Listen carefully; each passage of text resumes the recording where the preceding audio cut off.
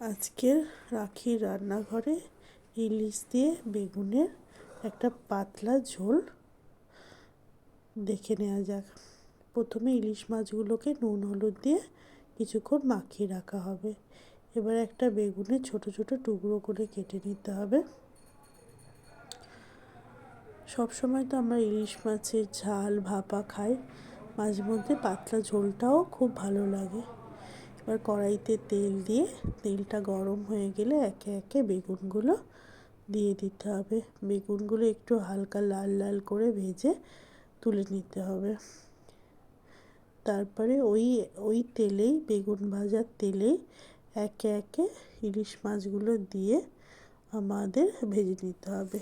ইলিশ মাছটা খুব কড়া করে ভাজবো না, একটু অল্প করেই ইলিশ মাছটা ভাজা হবে।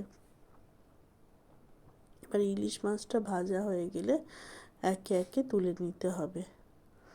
এবার ওই কড়াইতেই, ওই তেলের কড়াইতেই আমি দেব একটু কালো জিরে। কালো জিরে দেওয়ার পর একটা বাটিতে একটা মশলা তৈরি করে নেব। একটু নুন, একটু কাশ্মীরি লঙ্কা গুঁড়ো, একটু হলুদ, আর কিচ্ছু নয়, অন্য আর কিচ্ছু দেওয়া যাবে না। এটা জল দিয়ে একটা পাতলা মশলার মতো তৈরি করে নিলাম। এবার কালো জিরের ওপর এটাকে দিয়ে দেব। তারপরে বেগুনগুলো দিয়ে জল দিয়ে মাছ দিয়ে 5 মিনিট ফোটালেই তৈরি হয়ে যাবে আমাদের বেগুনের